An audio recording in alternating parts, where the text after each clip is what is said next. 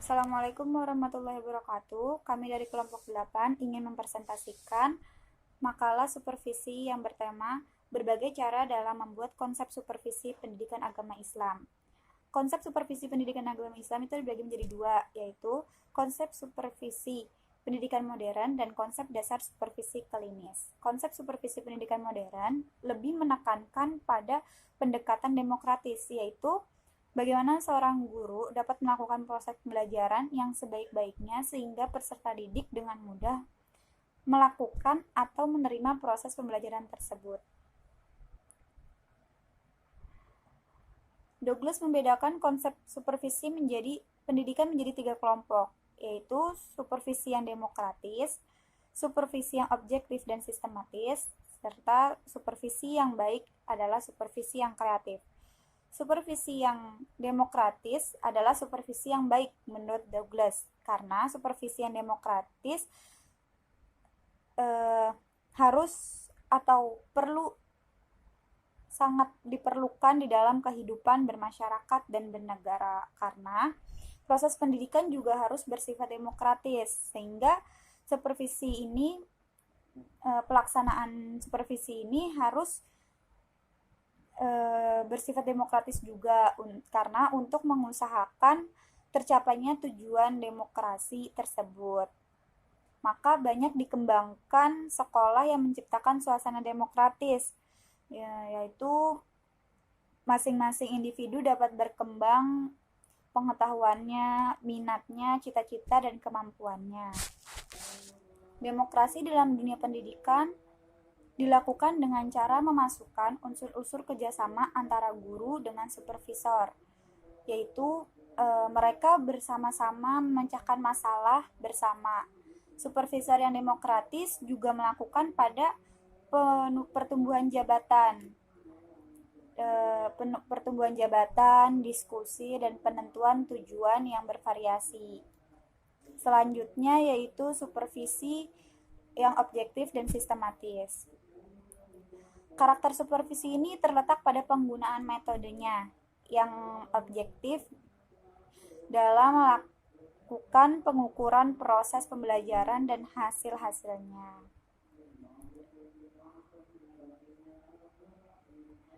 Metode yang objektif dan sistematis ini mengarah pada pengumpulan data dalam rangka menguji hipotesis dan teori yang baru. Selanjutnya yaitu supervisi yang baik adalah supervisi yang kreatif. Supervisi yang demokratis adalah ilmiah, dan ilmiah memiliki nilai-nilai yang penting. Supervisi yang ilmiah memerlukan metode-metode yang demokratis, sedangkan supervisi yang demokratis membutuhkan metode-metode yang ilmiah guna mencapai hasil yang telah ditetapkan. Jadi supervisi yang kreatif ini membutuhkan suatu situasi di mana guru dan peserta didik dapat tumbuh kemampuannya di bawah tenaga-tenaga profesional guna untuk mengembangkan program kerjasama yang berkenaan dengan perhatian umum, penggunaan riset ilmiah, dan mempersiapkan tenaga-tenaga profesional yang menuntut problem-problem ilmiah, bebas dari pengawasan dan menstimulir melalui semangat penemuan. Nah, dalam supervisi kreatif ini, guru juga diharapkan dapat secara bebas mengembangkan profesi, bakat, dan kemampuan kerjasama dalam usaha pemecahan masalah bersama. Jadi, guru juga harus dituntut untuk mengembangkan profesi, bakat, dan kerjasama dalam memecahkan suatu masalah. Itu para. Selanjutnya yaitu konsep dasar supervisi klinis. Konsep dasar supervisi klinis adalah kolegial, kolaboratif, memiliki keterampilan, layanan, dan perilaku etis. Supervisi klinis merupakan salah satu teknik supervisi tipe demokratik. Jadi, supervisi klinis pada dasarnya merupakan pembinaan performansi guru dalam mengelola proses belajar mengajar. Jadi pelaksanaannya itu didesain atas dasar analisis atau mengenai kegiatan-kegiatan di kelas. Bukan hanya itu, jadi guru juga di guru juga harus bisa mengembangkan strategi pembinaan perilaku mengajar guru dalam mengembangkan belajar murid-muridnya. Selanjutnya yaitu pendekatan supervisi pendidikan agama Islam yang akan dilanjutkan oleh Khairul Sami. Lanjut ke materi berikutnya, yaitu tentang pendekatan supervisi pendidikan agama Islam. Jadi ada beberapa pendekatan yang dilakukan oleh supervisor dalam mensupervisi bawahannya. Nah, supervisor dapat memilih pendekatan yang mana yang digunakan sesuai dengan lembaga yang bersangkutan. Nah, karena setiap pendekatan itu memiliki karakteristik yang berbeda-beda. Menurut Pietra Suhertain, ada 3 pendekatan yang dapat digunakan dalam supervisi. Yang pertama yaitu pendekatan direktif atau langsung, yang kedua pendekatan non-direktif tidak langsung, dan yang ketiga itu pendekatan kolaboratif.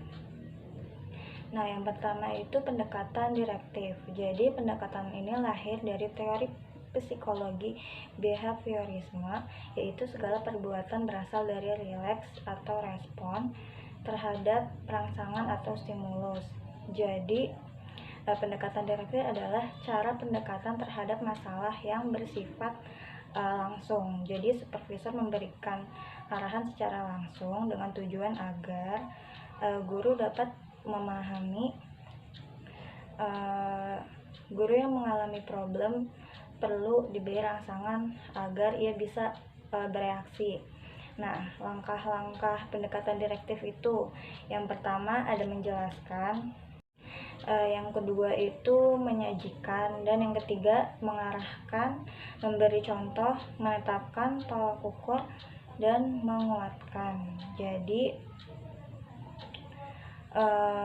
supervisor ini menjadi sentral yang menentukan perbaikan guru. Supervisor harus aktif, kreatif, dan inovatif dalam memperbaiki cara mengajar guru dalam pengajarannya. Dalam statement lain, pendekatan direktif ini cocok diterapkan dalam guru yang mempunyai prototipe tidak bermutu. Maksudnya, guru tersebut mempunyai daya abstrak rendah atau komitmen rendah. Maka apabila guru sudah dalam keadaan yang demikian, hal ini hampir mayoritas terjadi pada guru-guru yang berada di daerah terpencil. Maka supervisi tersebut yang diterapkan adalah supervisi pendidikan Islam dengan pendekatan direktif. Hal yang membedakan dari supervisi pendidikan Islam dengan pendekatan direktif adalah supervisi ini tidak mengambil dari titik tolak psikologi behaviorisme, tetapi dari Al-Quran dan hadis. Supervisi ini mencontoh perilaku Rasulullah dalam mengajari sahabatnya secara langsung. Misalnya perilaku Rasulullah ketika mencontohkan sahabatnya tata cara sholat, makan, adab, akhlak dalam kehidupan sehari-hari.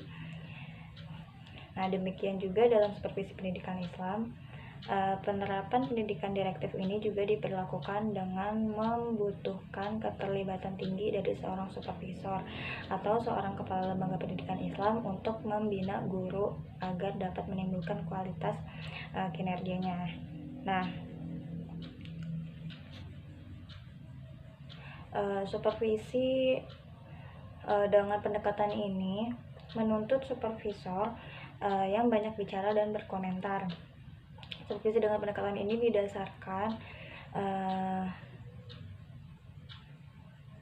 didasarkan asumsi bahwa mengajar terdiri dari beberapa keterampilan teknis dengan standar dan kompetensi yang telah ditetapkan. Selanjutnya pendekatan yang kedua yaitu pendekatan non-direktif atau tidak langsung. Pendekatan non-direktif ini yaitu pendekatan terhadap permasalahan yang bersifat tidak langsung. Jadi supervisor itu tidak secara langsung menunjukkan permasalahan, tetapi terlebih dahulu mendengarkan secara aktif apa yang dikemukakan oleh seorang guru. Peranan supervisor di sini adalah untuk mendorong atau membangkitkan kesadaran sendiri dan pengalaman-pengalaman guru diklarifikasikan.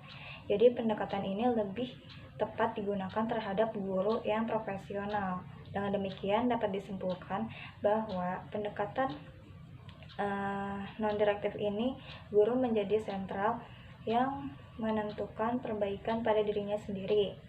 Supervisor hanya membantu, mendorong guru agar mampu mengembangkan kemampuannya dan kreativitasnya.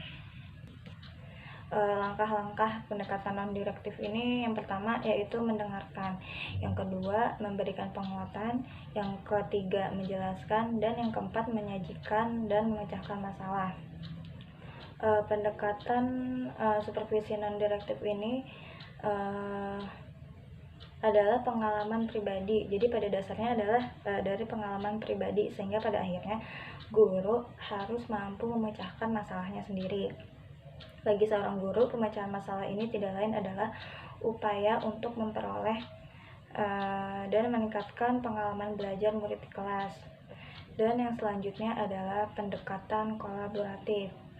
Jadi pendekatan kolaboratif ini adalah pendekatan yang memadukan cara pendekatan direktif dan non-direktif. Jadi pendekatan ini lahir dari psikologi kognitif yang beranggapan bahwa belajar adalah hasil paduan antara kegiatan individu dan lingkungan, pada gilirannya nanti berpengaruh dalam pembentukan aktivitas individu. Jadi pendekatan ini supervisor dan guru bersama-sama bersepakat untuk menetapkan struktur, proses, dan kriteria dalam melaksanakan proses percakapan terhadap masalah yang dihadapi. Jadi tugas supervisor di sini adalah meminta penjelasan kepada guru. Ada hal-hal yang diungkapkannya kurang dipahami, kemudian mendorong guru untuk mengaktualisasikannya inisiatif yang dipikirnya untuk memecahkan masalah yang dihadapinya atau meningkatkan pengajarannya. Dengan demikian, pendekatan kolaboratif ini adalah menjadi sentral. Yang menjadi sentral adalah supervisor dan guru. Keduanya saling mengisi untuk menentukan perbaikan dan pengembangan kemampuan dan kreativitas guru. Langkah-langkah dari perilaku supervisor terhadap pendekatan kolaboratif adalah yang pertama menyajikan, kedua menjelaskan, ketiga mendengarkan, memecahkan masalah, dan negosiasi. Jadi ketiga macam pendekatan tadi sudah dikemukakan. Yang pertama itu pendekatan langsung atau direktif, yang kedua pendekatan tidak langsung atau non-direktif, dan yang terakhir itu pendekatan kolaboratif. Saya di sini akan membahas tentang model supervisi pendidikan agama Islam. Supervisi dalam dunia pendidikan itu menjadi sangat penting karena berpengaruh terhadap kinerja guru dan hasil pembelajaran. Dan supervisi ini sangat dibutuhkan dalam proses pendidikan, dikarenakan ada satu hal yang mendasari seperti perkembangan kurikulum. Dan dengan berkembangnya kurikulum, guru juga ikut dituntut untuk berkembang. Dan guru juga harus mengembangkan kreativitas agar dapat mengikuti perkembangan kurikulum. Dan meningkatkan kreativitas guru dan pegawai lainnya perlu diadakannya supervisi pendidikan, di mana supervisi ini adalah memberikan bantuan atau binaan kepada guru dan pegawai dan staf lainnya agar dapat memperbaiki kinerjanya dan bekerja lebih baik lagi.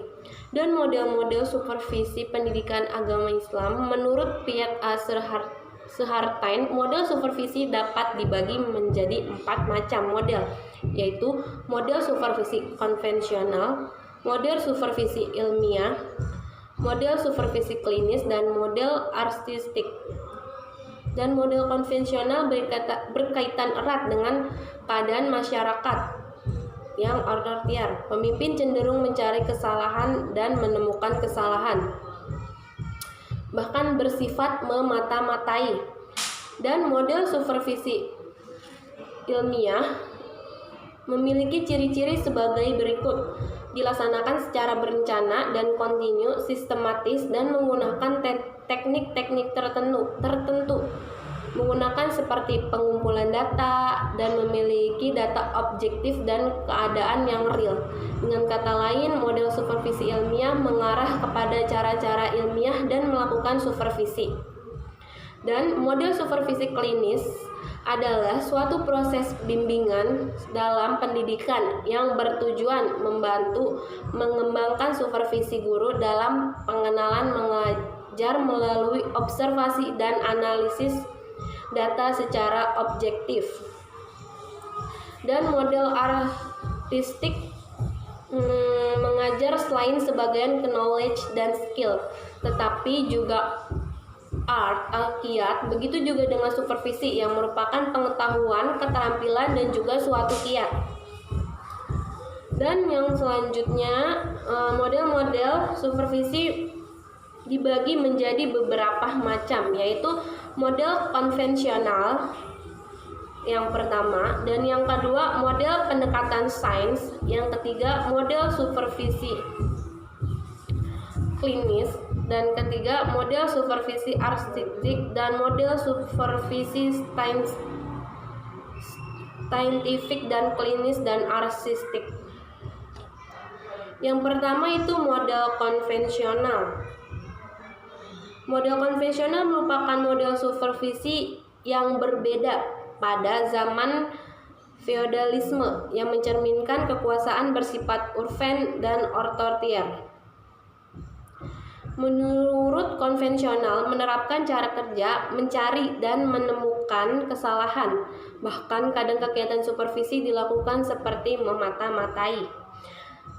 Dan pendekatan sains, menurut model pendekatan ini, sains ini pembelajaran dipandang sebagai suatu ilmu atau sains. Oleh sebab itu, maka perbaikan pembelajaran dilakukan dengan menggunakan metode-metode ilmiah. Kalau model supervisi klinis menggunakan pendekatan kolaboratif antara supervisor dengan guru untuk secara konstruktif dan berkesinambungan meningkatkan pembelajaran. Dalam model ini dijalin interaksi langsung antara guru dan supervisor dalam upaya memahami secara akurat aspek yang memerlukan perbaikan serta melakukan praktik untuk mengatasi permasalahan tersebut. Model supervisi artistik yaitu yang berasumsi bahwa pendidikan bukanlah serba ilmiah, yang dapat dipelajari secara terstruktur, mekanisme, dan mengikuti prosedur tertentu. Pendidikan bukanlah perkara yang simpel, dapat diprediksi. Pendidikan merupakan sebuah proses yang sangat kompleks dan sulit diprediksi. Model ini beranggapan bahwa pendidikan adalah seni.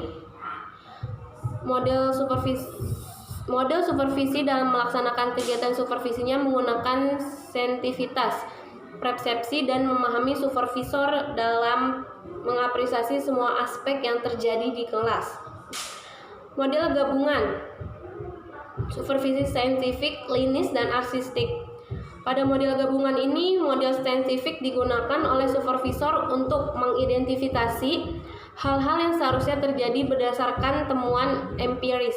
Model supervisi digunakan untuk seni menafsirkan dan interpretasi atas apa yang terjadi di dalam kelas. Selanjutnya model supervisi klinis, dan model ini digunakan untuk memperbaiki atau menyelesaikan permasalahan pembelajaran.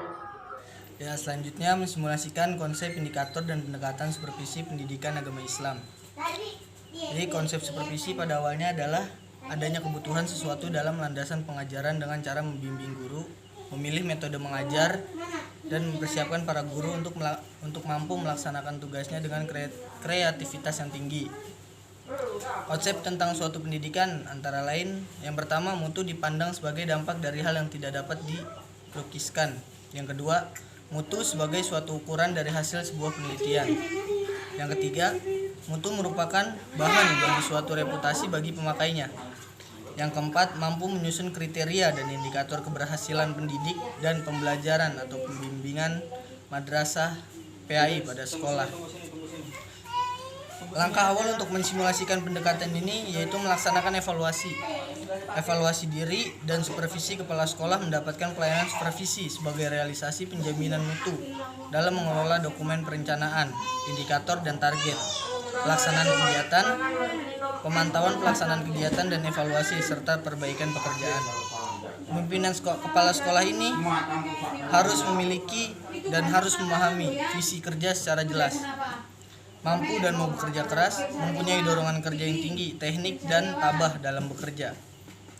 Langkah kedua yaitu melakukan sebuah pendekatan untuk mensimulasikan dari konsep indikator dan pendekatan supervisi pendidikan. Yang pertama, siswa. Pendekatan yang harus dilakukan adalah anak sebagai pusat, siswa sebagai pusat dari pembelajaran, yaitu student centered learning. Sehingga kompetensi dan kemampuan siswa dapat digali sehingga sekolah dapat menginventarisir kekuatan yang ada pada siswa. Yang kedua, guru.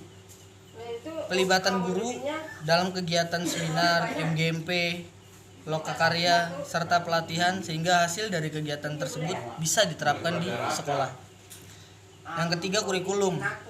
Adanya kurikulum yang tetap tapi dinamis. Jadi kurikulum itu walaupun bersifat baku, tetap, namun harus dinamis. Dapat memungkinkan dan memudahkan standar mutu yang diharapkan sehingga tujuan dapat mudah dicapai. Yang keempat, jaringan kerjasama. Antara ketiga ini gak bisa berjalan dengan sempurna jika tidak adanya sebuah kerjasama dari lingkungan sekolah dan masyarakat, tetapi dengan organisasi lain seperti perusahaan. Jadi setiap lulusan peserta didik punya relasi tersendiri untuk menjamin kelanjutan dari hasil goal yang mereka dapatkan. Langkah ketiga merupakan pendalaman, yaitu analisis atau hasil penilaian yang telah dilakukan pada langkah kedua. Ada dua jenis analisis, yaitu analisis sederhana dan analisis komprehensif. Analisis sederhana dilakukan terhadap hasil-hasil bimbingan. Kesimpulan terhadap faktor-faktor yang mempunyai kecenderungan mempengaruhi keberhasilan proses pembimbingan di sekolah. Analisis sederhana ini menggunakan pendekatan kuantitatif, sehingga sederhana dan pendekatan kualitatif. Yang kedua, analisis komprehensif.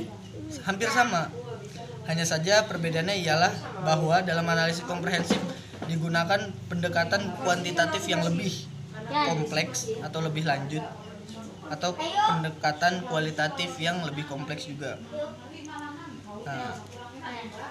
Kesimpulan dari materi kita hari ini mengenai konsep supervisi pendidikan Islam, konsep supervisi pendidikan yang modern menekankan pada pendekatan demokratis, yaitu usaha yang ditempuh baik supervisor maupun yang disupervisi. Terdapat kesepakatan kedua proses supervisi yang menekankan pada pendekatan otokratis, tidak sesuai lagi dengan hakikat manusia yang pada hakikatnya manusia ingin dihargai. Ada beberapa pendekatan yang digunakan dalam supervisi menurut Pitt Asbertain, yaitu pendekatan direktif, non-direktif, dan pendekatan kolaboratif. Konsep supervisi pada awalnya adalah sebuah kebutuhan. Seperti yang barusan dijelaskan, bahwa kebutuhan sesuatu dalam landasan pengajaran dengan cara membimbing guru, memilih metode mengajar, dan mempersiapkan para guru untuk mampu melaksanakan tugasnya dengan kreativitas yang tinggi. Langkah awal untuk mensimulasikan pendekatan adalah melaksanakan evaluasi. Yang kedua adalah melakukan pendekatan siswa, guru, kurikulum, dan jaringan kerjasama. Sekian presentasi dari kelompok 8. Kurang lebihnya mohon maaf. Wassalamualaikum warahmatullahi wabarakatuh.